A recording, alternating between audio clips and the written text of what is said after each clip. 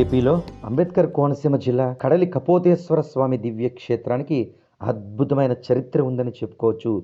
సాక్షాత్తు ఇక్కడున్న అంతర్వాహిని ద్వారా కాశీకి ఆధ్యాత్మిక సంబంధాలు ఉన్నట్లుగా అర్చక స్వాములు తెలియజేస్తున్నారు. కొన్ని వందల సంవత్సరాల చరిత్ర కలిగిన కడలి కపోతేశ్వర స్వామివారి దివ్య సన్నిధిలో ఉన్న గుండం అంటే స్వామివారికి సంబంధించిన జలవాహినికి సంబంధించి బెల్వం లేదా మారేడు దళం ఇక్కడ ఆదివారం సమయంలో సమర్పిస్తే జలవాహిని ద్వారా కాశీ మహాక్షేత్రానికి చేరుతుందని భక్తులు ఎంతో విశ్వాసంతో చెబుతున్నారు. ఈ సందర్భంగా అనేక మంది భక్తులు ఆదివారం వస్తే చాలు స్వామివారి దివ్య సన్నిధానానికి చేరుకుని మహాదేవ శంభో శంకర అంటూ ఈ బెల్వాన్ని సమర్పిస్తూ ఉంటారు.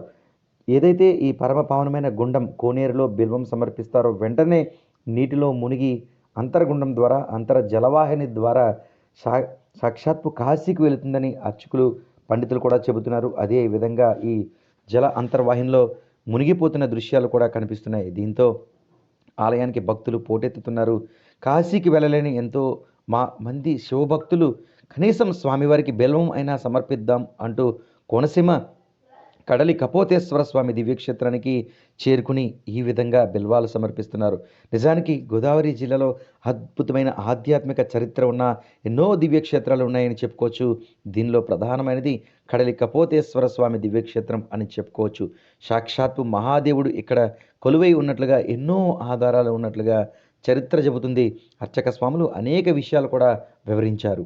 కడలి గ్రామంలో వేయించేసి ఉన్న స్వయంభూ శ్రీ పార్వతీ కపోతే స్వామి వారు, జగద్గురు శ్రీ శంకరాచార్య ప్రతిష్ఠిత శ్రీ బాలాత్రిపురసుందరి అమ్మవారు వెలిసి ఉన్న ఈ కడల క్షేత్రంలో మారేడుదాలు వేస్తే గిర్రం తిరిగి ములుగుతుంది. కారణం ఏంటంటే ఈరోజు గంగ అంతర్వాహినిగా ఇక్కడికి వస్తుంది, అంచేత ఈరోజు ములుగుతుంది. కానీ గంగలో మారేడుదాలు ఒక గంగలోనే ములుగుతుంది, ఇంకే గోదావరిలో కానీ ఎక్కడా కూడా ములగదు. ఆ రోజు సాక్ష్యం ఏంటి, గంగ ఇక్కడ సాక్ష్యం ఏంటంటే ఈ రోజు గంగలో ఇక్కడ మారేడుదాలు ములుగుతుంది. మిగతా శనివారం కానీ సోమవారం కానీ ఏ రోజైనా తేలిపోతుంది. సూర్యాస్తమయం అయిన తర్వాత వేసినా కూడా తేలిపోతుంది. ఈ రోజు మునిగింది ఇక్కడ శివుడి పాదాల దగ్గర, కైలాస శివుడి పాదాల దగ్గర బ్రహ్మాండ పురాణంలోనే మాఘపురాణాలు రాసి ఉంది. ఇలా ఉంటుండగా పూర్వం ఇది ఒక కడలి అంటే సముద్రం అలా విడిచిపెట్టి భూమి ఏర్పడింది. ఇక్కడ దండకారణ్యం ఏర్పడింది. ఓ బోయేవాడు వేటపై వృత్తిగా సాగిస్తూ ఉన్నాడు. ఒక రోజు వేటకెళ్తే అతనికి ఏం దొరకలేదు. కారణం అతను అయ్యో నా ఈ రోజు ఎలా గడిచింది అనేటప్పటికి ఓ మరిచేది కూర్చుని 2 పావురాలు ఉన్నాయి. ఒక ఆడపావురాన్ని పట్టుకుని బొట్టలో పెట్టుకున్నాడు.